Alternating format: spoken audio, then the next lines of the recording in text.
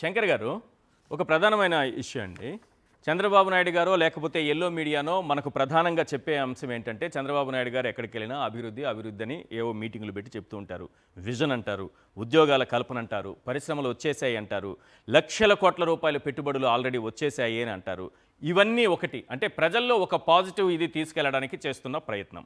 రెండోది, వైఎస్ఆర్సీపీకి సంబంధించి ఎక్కడ ఏం జరిగినా దీని వెనుక వైఎస్ఆర్సీపీ కుట్రుంది, వైఎస్ఆర్సీపీనే ఇలా చేసింది, లేకపోతే తిరుపతి లడ్డూనో ఇంకోటో పరకామణి అంశమో మతం అంశమో, ఇవన్నీ వైఎస్ఆర్సీపీ పైన నెగిటివ్ ప్రచారం అనేది ఒకటి జోరుగా చేస్తూ ఉంటుంది. రెండు పార్ట్లుగా చూస్తున్నాం. ఒకటి ప్రభుత్వానికి ప్లస్ అయ్యేటటువంటి అంశాలు, రెండు వైఎస్ఆర్సీపీకి మైనస్గా వీళ్ళు ప్రొజెక్ట్ చేస్తున్న అంశాలు. వీటి ప్రభావం ఏ రకంగా ఉంది అనుకుంటున్నారు? ఈ సర్వే చూస్తే ఉందా లేదా అసలు? ఈశ్వర్ గారు, ఈ మీరు చెప్పిన అంశాలు ఖచ్చితంగా చాలా కాలం నుంచి వాళ్ళు చేస్తూనే వస్తున్నారు. అయితే అతి ప్రచారం ఎక్కడికి దారి తీస్తుందో రీసెంట్ గా మనం ఇండిగో ఎపిసోడ్ లో చాలా క్లియర్ గా చూసాం. అతిగా వెళితే ఎక్కడ బొక్క బోల్తా పడతారన్నది చాలా క్లియర్ గా చాటి చెప్తోంది. అయితే అదే సమయంలో ప్రతి దాన్ని విపక్షానికి ముడిపెట్టడం, విపక్ష వైఫల్యమే, ఇంకా వాళ్ళు విధ్వంసం చేశారు, ఇంకేదో చేశారు అన్నట్టుగా మాట్లాడడం, ఇది మాత్రం ఇంకా ఏడాదిన్నర తర్వాత కూడా కొనసాగించడమే విడ్డూరంగా ఉంది. ఎంతవరకు అంటే రీసెంట్ గా అమరావతి విషయంలో కేంద్ర ప్రభుత్వం బిల్లు వెనక్కి పంపిస్తే రాష్ట్ర ప్రభుత్వం నిధుల వ్యవహారం మీద తేల్చండి, అది తేల్చిన తర్వాతే దాన్ని చట్టబద్ధత విషయం పరిశీలిస్తాం అని చెప్తుంటే, దాన్ని కూడా ఏదో వైఎస్ఆర్సీపీ కుట్ర పన్నింది, జగన్మోహన్ రెడ్డి ఇంకేదో చేశారు అన్నట్టుగా చెప్పడం అంటే కేంద్రంలో చంద్రబాబు కన్నా జగన్మోహన్ రెడ్డి బలమైనటువంటి నాయకుడు అని పరోక్షంగా అంగీకరించే ప్రయత్నానికి వస్తున్నట్టే జనం అర్థం చేసుకోవాల్సిన పరిస్థితి వీళ్ళు చేస్తున్నాం. ఎల్లో మీడియా ద్వారానో లేకపోతే చంద్రబాబు నాయుడు గారు చెప్తున్న అంశాలు కానీ, వాళ్ళ పార్టీ నాయకులు చేస్తున్న ప్రచారం కానీ, ఇది ప్రజల్లోకి వెళ్ళట్లేదా? వైఎస్ఆర్సీపీ మీద వ్యతిరేకత వచ్చే విధంగా ఎప్పుడు ఏదో ఒకటి వాళ్ళకే వైఎస్ఆర్సీపీకి అంటగట్టేలా చేస్తున్న ప్రచారం అనేది ప్రజలు నమ్ముతున్నారా లేదా? ఈ సర్వే చూస్తే ఏమనిపిస్తుంది? సర్వేలో అయితే చాలా క్లియర్ గా ఉందండి. ప్రభుత్వం చెప్తున్నటువంటి మాటలు తప్ప ఆచరణ లేదు, చేతలు లేవు. ఒట్టి మాటలు కట్టిపెట్టు అని గురదాడు చెప్పినట్టుగా వీళ్ళు ఒట్టి మాటలే కొనసాగిస్తున్నారు. అధికారంలో రాకముందు కరెంట్ ఛార్జీలు తగ్గించేస్తాం, సంపద సృష్టించేస్తాం, ఇంకేదో బుల్లెట్లా దూసుకుపోతాం, ఇట్లాంటి మాటలు మాట్లాడారు. అధికారంలోకి వచ్చిన తర్వాత కూడా ఇంకా అదే మాటలతో నెట్టుకొచ్చే ప్రయత్నంలో ఉన్నారు తప్ప చేతలు లేవు అనే అభిప్రాయం చాలా ప్రబలంగా ఉంది. అందుకే మీరు ఇటీవల కాలంలో ఎప్పుడైనా మీరు చూడొచ్చు, నిజానికి జగన్మోహన్ రెడ్డి హయాంలో రోడ్లు దుస్థితిలో ఉన్నాయి అంటూ విపక్షం పదే పదే ఆరోపించింది. కానీ ఎక్కడ జనం రోడ్డెక్కి ఆందోళన చేసిన దాఖలాలు లేవు. పొలిటికల్ యాక్టివిటీ చేశారు. కానీ ఈ కాలంలో రోడ్లు సమస్య మీద జనం ఆగ్రహించడమే కాదు, నిరసనలు తెలియజేయడమే కాదు, ఏకంగా కోర్టు చోడవరం, అనకాపల్లి జిల్లాలో ఉన్నటువంటి చోడవరం కోర్టు రాష్ట్ర ప్రభుత్వ ప్రధాన కార్యదర్శికి నోటీసులు పంపించింది. భీమిలి నర్సీపట్నం రోడ్డుని మీరు ఎందుకు నిర్మించట్లేదు, కోర్టు ముందు వచ్చి అటెండ్ అయ్యి మీ వివరణ ఇవ్వండి అంటూ. అంటే అంతగా సమస్యలు పేరుకుపోతున్నటువంటి సమయంలో ప్రభుత్వం ఎంతగా ప్రచారం చేసినప్పటికీ, ఎన్ని మాటలు చెప్పినప్పటికీ, విపక్షానికి ముడిపెట్టాలని ఎంతగా తాపత్రయం పడినప్పటికీ, అనుకూల మీడియా ద్వారా ఎంతగా డప్పు వాయించినప్పటికీ అదంతా పెద్దగా ప్రయోజనం ఫలితం దక్కదు అనేదానికి ఈ సర్వేలో చెప్తున్నటువంటి విషయాలే ఉదాహరణగా మనం చూడాల్సి ఉంటుంది. ఉదాహరణకి మనం అరటి రైతుల సమస్య, అరటి రైతులు ఎంత ఆవేదనతో ఉన్నారు, ఎంతగా ఇబ్బంది పడుతున్నారు, ఎంతగా సతమతున్నారు. ఈ రోజు కూడా అరటి మార్కెట్ పూర్తిగా కోలుకున్న దాఖలాలు లేవు. కానీ అరటి మార్కెట్ కాపాడడం కోసం, అరటి రైతుకు అండగా నిలవడం కోసం ఈ ప్రభుత్వం చేసిందేంటి, ఏం చెప్పింది? ఏ మాటలు చెప్పడం తప్ప చేతల్లో ఒక్క పైసా అయినా ప్రయోజనం అరటి రైతు కోసం ఈ ప్రభుత్వం కల్పించిందా? అరటి రైతు, దానికి ముందు మామిడి రైతు, మిర్చి రైతు, పొగాకు రైతు, ఉల్లి రైతు, శనగలు, మినుములు, పప్పు, కోకో, ఏ పంట అయినా చూడండి, రాష్ట్ర వ్యాప్తంగా ఇన్ని పంటలు సాగుదారులకి వీసమెత్తైన ప్రయోజనం కల్పించే ప్రయత్నం ఈ ప్రభుత్వం నుంచి చిత్తశుద్ధితో జరిగిందా? ఆఖరికి ఇప్పుడు ధాన్యం కొనుగోళ్ల విషయంలో కూడా గోతాలు లేక, సంచులు లేక, ధాన్యం పట్టుబడి సంచులు లేక రైస్ మిల్లర్ల దయాదాక్షిణ్యాలకు వదిలేస్తున్న పరిస్థితి ఈ రోజు రాష్ట్రంలో కొనసాగుతుంది. ఎట్లా ఉంటే రైతుల్లో వ్యతిరేకత రాకుండా, రైతులకు అంతా బాగుందని రోజు మంత్రులు ప్రెస్ మీట్ పెట్టి అమరావతి నుంచి ఏదో జరుగుతుందని చెప్పడం ద్వారా, మీడియాలో ఏదో చెప్పుకోవడం ద్వారా ఫలితం అయితే ఆచరణలో ఉండదని సర్వేలో చెప్తున్నటువంటి ప్రజాభిప్రాయం తగ్గట్టుగా వాళ్ళు ఇచ్చినటువంటి లెక్కలైతే చాటుతున్నాయి. ఈశ్వర్ గారు, రైట్ అండి, కంక్లూడ్ చేయండి.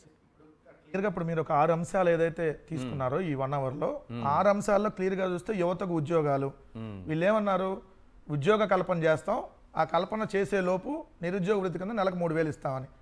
ఈ రోజు ఒక్కరికి 3,000 రూపాయలు నిరుద్యోగ వృత్తి ఇచ్చింది లేదు, ఉన్నటువంటి ఉద్యోగాలను తీశారు. జగన్మోహన్ రెడ్డి గారి ప్రభుత్వం ఉన్నప్పుడు ఉన్నటువంటి వాలంటీర్లు కానీ లేదంటే బెవరేజ్ కార్పొరేషన్ వాళ్ళు కానీ లేదంటే మీరు అన్నట్టుగా అవుట్ సోర్సింగ్ వాళ్ళు కానీ దాదాపు 3.5 లక్షల మందికి పైగా తొలగించినటువంటి పరిస్థితి. మొన్న లేబర్ ఫోర్స్ నివేదిక ఇచ్చింది, ఏపీలో నిరుద్యోగ రేటు 8.2%తో దేశంలోనే టాప్ ఉన్నామని చెప్పి. పాయింట్ నెంబర్ 1 యువతది అట్రప్లాప్, అందుకని 63% ఇక్కడ వాళ్ళకి మైనస్గా సర్వేలో వచ్చింది. 2 విశాఖపట్నం స్టీల్ ప్లాంట్లో 34 విభాగాలను పార్టులుగా ఆల్రెడీ ప్రైవేటీకరణ ఇవ్వడం కోసం నోటిఫికేషన్ ఇవ్వడం జరిగింది. 2 ఏదైనా అసలు ప్రభుత్వ రంగ సంస్థ కానీ ప్రైవేట్ రంగ సంస్థ కానీ ఏదైనా అనుకుంటే మీరు ఎంత పని చేస్తేనే ఎంత ప్రొడక్షన్ వస్తేనే మీకు శాలరీ ఇస్తాం, ఎంతకంటే తగ్గితే మేము శాలరీ ఇవ్వని ఎక్కడ ఉండదు, అసలు దేశంలో కాదు ప్రపంచంలో ఏడా ఉండదు. కొత్తగా విశాఖపట్నం స్టీల్ ప్లాంట్ తీసుకొని వచ్చారు. సో అందుకని 41% చట్టం ఏదన్నా వచ్చి ప్రభుత్వం కూడా పనితీరు ఇలా ఉంటేనే మేము ఇలా ఉండండి, కొనసాగిస్తాం, లేదంటే ఇలా ఈ శాలరీలు ప్రభుత్వాన్ని తీసుకోకూడదు కదా, తొలగించే శాలరీలు అధికారం తీసుకోకూడదు. గవర్నర్కు ఇంకొకరికి కట్టబెడతామని చెప్పాలి. మీరు ప్రత్యేక విమానంలో జరగాలంటే మీ పర్ఫార్మెన్స్ బాగుంటేనే అంటే ముగ్గురు, ఒకళ్ళు మాదాపూర్, 2 జూబ్లీ హిల్స్ లో ఉంటారు, రారికి హైదరాబాద్ కి పర్ఫార్మెన్స్ లేదని విమానం ఆపేసారు అనుకో, వాళ్ళకి ఏముంటది. 2 ప్రభుత్వ ఉద్యోగులు. మీరు చూస్తే నిన్న కూడా 10వ తారీఖు వరకు నిన్న చూసిన దాని ప్రకారం కూడా 31 డిపార్ట్మెంట్లు ఇంకా శాలరీలు రాలా. ఈయనేమన్నాడు 1వ తారీఖు శాలరీ కాదు ముందు రోజే వేస్తా అన్నాడు. మామూలు డబ్బా కొట్టాడు కదా. ఇప్పుడు ఏముంది 10వ తారీఖు అడ్వాన్స్ గా ముందు నెల ఏమి ఇవ్వట్లేదా? ముందు నెల కాదు సార్, ఇప్పుడు వరకు డిఏలకు అతిగతి లేదు. జగన్మోహన్ రెడ్డి గారు ఉన్నప్పుడు టయానికి డిఏలు వచ్చాయి. ఇప్పుడు చూడండి ఎలా పరిస్థితి ఉందో, ఉద్యోగులకు ఒక ఐఆర్ కానీ పిఆర్సీ కమిషన్ చైర్మన్ తీసేసినటువంటి పరిస్థితి. 4 చూస్తే రైతులు వేస్తున్నారు, మీకు 1వ తేదీ జీతం వస్తుంది, మాకు 20వ తేదీ వస్తుంది, కాకపోతే గత నెలది 20 వస్తుంది అని చెప్తున్నారు. అది అంతే కదా సార్. రైతులకు సంబంధించి మీరు చూస్తే కీలకం, ఎందుకంటే రైతు ఆంధ్రప్రదేశ్ అంటే రైతాంగం.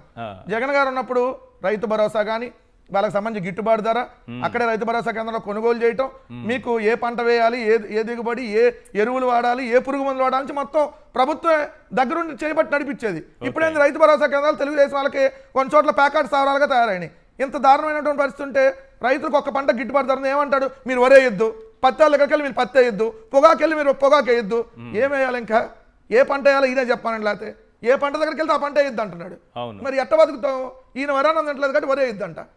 సో 4-5 వచ్చేటప్పుడు కీలకం ప్రైవేటీకరణ, మొత్తం ప్రైవేటీకరణ. ఒక్క మెడికల్ కాలేజీలు కాదు సార్, మెడికల్ కాలేజీల ప్రైవేటీకరణతో ఇప్పటికే దాదాపు చూసారు 1 కోటి సంతకాలకు పైగా సేకరణ జరిగింది. రేపు గవర్నర్ గారిని జగన్మోహన్ రెడ్డి గారు కలవబోతా ఉన్నారు రేపు గురువారం రోజు.